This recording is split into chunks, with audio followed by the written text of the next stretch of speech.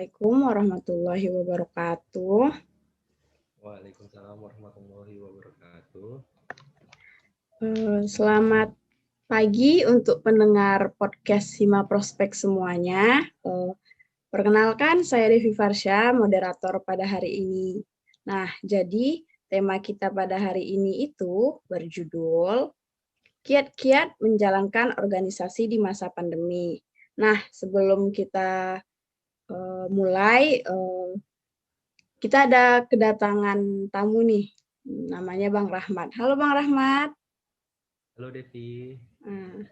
Nah, sebelum kita mulai kan Bang, boleh nggak Abang perkenalkan diri Abang dulu, Abang dari mana, angkatan berapa, Abang kesibukannya sekarang lagi apa? Oke, boleh. Ya, baik, sebelumnya perkenalkan nama Abang Rahmat Sugiarto. Abang berasal dari Kabupaten Rokan Hilir, Provinsi Riau. Dan pada saat ini Abang sudah memasuki semester 8 di program studi pendidikan kimia FKIP Universitas Riau. Untuk kesibukan saat ini itu masih seperti mahasiswa-mahasiswa lainnya, mahasiswa di tingkat akhir seperti itu, yang sudah memasuki masa-masa kritis dalam perkuliahan, disibukkan dengan kegiatan ya biasa menyusun skripsi seperti itu. Selain itu juga pada saat ini Abang alhamdulillah masih diamanahkan sebagai salah satu staf dari PKM untuk Kementerian dalam Universitas Riau di BEM Universitas Riau periode 2020-2021. Oke, terus baiklah kita masuk nih ke pertanyaan pertama ya Bang. Apa saja organisasi yang Abang ikuti nih selama perkuliahan Abang, mulai dari Abang maba sampai sekarang? Kalau untuk organisasi itu nggak terlalu banyak ya. Jadi untuk organisasi sendiri itu dari Abang magang, maksudnya masuk ke dunia perkuliahan gitu, ataupun menjadi mahasiswa baru, Abang langsung masuk di pemagangan Hima Prospek. Itu magang awal di kaderisasi, kemudian menjadi anggota dari kaderisasi Hima Prospek, dan setelah menjadi anggota kaderisasi Hima Prospek, pada saat itu juga menjadi anggota dari advokasi pemasukan baru. Itu merupakan suatu lembaga ataupun sama seperti kalau di tingkat kampus kita menyebutnya mungkin HMJ ya, itu untuk kegiatan pemuda dan pelajar dari Kecamatan Simangkanan tempat Abang tinggal seperti itu. Dan pada tahun 2019, alhamdulillah Abang diamanahkan menjadi Bupati Hima Prospek FKIP Universitas Riau, dan pada saat ini masih diamanahkan sebagai staf PKM dari Kementerian Dalam Universitas Riau, BEM Universitas Riau, Kabinet Lingkaran Berdua.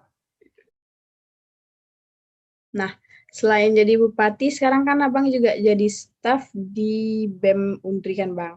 Nah, kalau menurut Abang sendiri, hakikat kita sebagai anggota dalam suatu organisasi itu apa sih Bang? Nah, kalau menurut Abang dia berbicara tentang hakikat kayak gitu. Ini kan masuk juga ke dalam yang namanya gimana sih kontribusi kita sebagai anggota kayak gitu kan. Komitmen kita sebagai suatu pengurus di dalam organisasi kayak gitu. Nah, jadi pada hakikatnya adalah saat kita sudah memilih amanah yang emang kita ingin tempuh kayak gitu, artinya kita kan memasuki sebuah organisasi itu bukan tanpa paksaan kayak gitu. Memang berdasarkan oh ya udah kita ingin masuk seperti itu, kita ingin belajar, kita ingin mengembangkan soft skill kita ingin memperbanyak ilmu yang tidak bisa kita dapatkan di bangku perkuliahan kayak gitu. Nah, dari organisasi inilah ilmu-ilmu yang lainnya bisa kita dapatkan di saat kita kuliah seperti itu. Jadi saat kita menjadi anggota, sama halnya baik kita menjadi anggota atau saat kita menjadi pemimpin di dalam organisasi, ya kita maksimalkan kayak gitu. Maksimalkan semaksimal mungkin, keluarkan sebanyak-banyaknya potensi yang kita miliki untuk membantu dan bersama-sama mengembangkan organisasi tersebut kayak gitu. Dan kemudian yang namanya kita juga sebagai anggota mungkin ya, kita bekerja tidak individu, kita bekerja secara tim. Banyak rekan-rekan kita, banyak senior kita ataupun pemimpin kita di sana seperti itu. Baik mungkin kalau di BEM itu ada menterinya, ada sekretaris menterinya, kemudian naik ke atas lagi ada wapres, ada presma seperti itu kan. Jadi sebagai anggota ini yang harus kita lakukan adalah kesadaran kita bahwasanya kita adalah anggota, kita adalah salah satu tiang-tiang penyusun kokohnya organisasi tersebut. Terima kasih ya Bang. Nah, Terus Abang kan kemarin saat menjabat sebagai bupati dan sekarang sebagai staf itu kan lagi di masa pandemi nih kan Bang. Nah, Ya. kalau menurut Abang banyak nggak perbedaan pelaksanaan kegiatan organisasi ini di masa pandemi dengan di masa sebelum pandemi? Kalau menurut Abang untuk perbedaannya itu sangat banyak ya, sangat signifikan gitu. Dan alhamdulillah kemarin waktu di masa Abang itu memang ibaratnya kan di awal kepengurusan itu melaksanakan secara offline seperti itu. Kemudian saat akan berakhirnya kepengurusan pada saat itu tepatnya pada bulan April seperti itu, tetapi ternyata pada bulan Maret pandemi itu sudah meluas dan kegiatan perkuliahan ataupun pembelajaran itu dari tatap muka diganti menjadi daring seperti itu. Nah, dari situ untuk pelaksanaan hima sendiri pada saat itu memang sangat kacau, bukan hanya hima kita, tetapi seluruh HMJ ataupun kelembagaan di Universitas Riau itu sangat kacau dan terjadi beberapa kevakuman. Jadi menurut Abang tuh sebuah tantangan gitu ya, tantangan terbesar di dalam selama Abang mengikuti organisasi seperti itu, terutama di perkuliahan. Saat kita akan mengakhiri sebuah kepengurusan, ternyata kita tidak bisa karena adanya pandemi. Sehingga kita harus melanjutkan kepengurusan lagi tanpa kita tahu kapan sih kita akan mengganti kepengurusan ini seperti itu. Nah, pada saat itu kita juga harus memikirkan bagaimana kepengurusan selanjutnya, bagaimana keberlanjutan dari organisasi kita seperti itu. Karena inti dari organisasi itu adalah suksesnya dari organisasi itu adalah saat adanya regenerasi kita selanjutnya. Menurut Abang, apa nih kiat-kiat agar kita tetap semangat di masa-masa pandemi kayak gini gitu kan? Bagaimana kita tetap semangat dalam menjalani organisasi gitu kan? Apalagi yang serba virtual, sikit-sikit meetingnya Zoom, Google Meet gitu.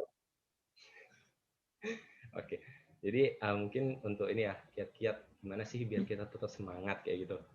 Lagi-lagi pertemuan diadakan dengan Zoom, perkuliahan diadakan dengan Zoom. Mungkin tuh kayak sesuatu yang membosankan. Kita kembali lagi ke situasi yang sama, situasi yang mungkin kita anggap membosankan kayak gitu kan. Mungkin kita menganggapnya seperti dejavu, kembali lagi kepada situasi itu berulang-ulang, padahal sebetulnya pokok pembahasannya itu sudah berbeda kayak gitu.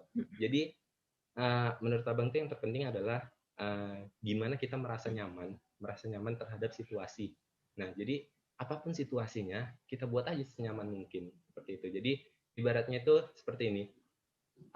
Kalau ibaratnya anak generasi milenial sekarang gitu kan ibaratnya bilangnya, saat kita bisa bertemu dengan rekan sejawat kita, karena kita dari SMA mungkin memiliki teman yang benar-benar dekat kayak gitu. Ibaratnya mungkin kita sudah menyebutnya sebagai sahabat sendiri, mungkin kita bisa mengakuinya mungkin lebih, kalau dulu mungkin masih zaman-zamannya kita kayak ya gimana lah gitu kan, ibaratnya menganggap dia adalah sahabatku, teman terbaik aku kayak gitu, ibaratnya dia lebih dari saudaraku, kita bisa mengakuinya seperti itu. Nah, saat kita bertemu dia pasti kita memiliki rasa yang sangat bahagia sekali kayak gitu, kita selalu menantikan hal tersebut. Jadi di masa pandemi ini dengan semua pertemuan yang kita laksanakan online, jadikan hal itu seperti saat kita menemukan orang yang sangat istimewa gitu. Jadi jadikan rekan-rekan kita itu menjadi rekan-rekan yang sangat istimewa bagi kita. Menjadi rekan-rekan yang emang kita inginkan kehadirannya kayak gitu. Kita inginkan kebersamaannya. Jadi tidak ada rasa bosan di dalamnya. Karena kalau kita sudah dari awal ibaratnya menganggap mereka sesuatu yang istimewa, menganggap mereka sesuatu yang menyenangkan gitu kan, apapun kondisinya, kapanpun, saat kita diajak bertemu, kita pasti sangat ingin seperti itu. Kita akan selalu memaksimalkan, mencari waktu untuk bisa mengikuti hal tersebut, mengikuti agenda tersebut, kayak gitu. Sama halnya saat kita sekarang menjadi mahasiswa, menjadi anak perantauan, kayak gitu. Rasa terbesar, kebahagiaan terbesar yang tentu saja selalu diharapkan adalah saat kita bisa kembali ke rumah, berkumpul lagi bersama keluarga, seperti itu. Nah, pada saat ini aja kita mungkin kita berkaca lagi ya untuk kegiatan perkuliahan gitu. Kalau sudah berbicara ingin bertemu keluarga, kita terkadang tidak sadar mendesak, mungkin komting gitu kan kita desak. Cepatlah selesaikan ujian, cepatlah selesaikan UAS, aku mau balik cepat kayak gitu. Nah, sama halnya dengan organisasi. Jadi orang yang ingin kita temukan atau ingin kita temui baik dalam rapat ataupun diskusi ringan seperti itu, jadikan dia memang sesuatu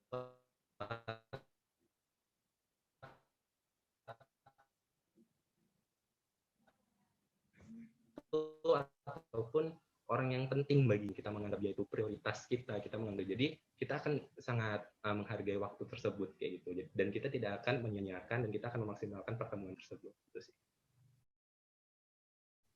Oke, jadi begitu nih teman-teman pendengar podcast Sima Prospek. Jadi anggap aja itu tuh kayak teman dekat kita, jadi kita tetap semangat menjumpainya, menemuinya, gitu kan.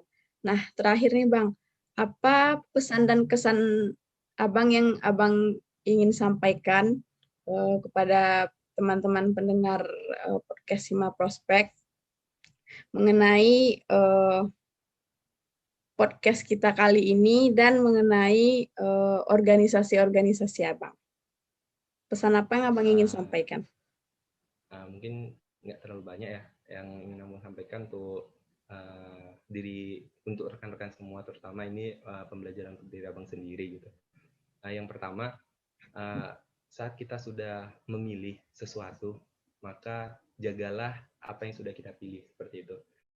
Kemudian untuk pesan-pesan untuk teman-teman selanjutnya gitu ya, karena sekarang kan ini mungkin dari kepengurusan periode ini sudah hampir berakhir kayak gitu, dan akan dilanjutkan oleh adik-adik lagi, terutama dari angkatan 19 dan angkatan 2020. Nah, pesan Abang adalah yang pertama, buatlah perencanaan yang matang saat nantinya kalian selesai setelah dilantik, seperti itu. Buatlah perencanaan yang matang. Kenapa? Perencanaan yang matang itu insya Allah akan menghasilkan tujuan ataupun hasil yang baik, seperti itu.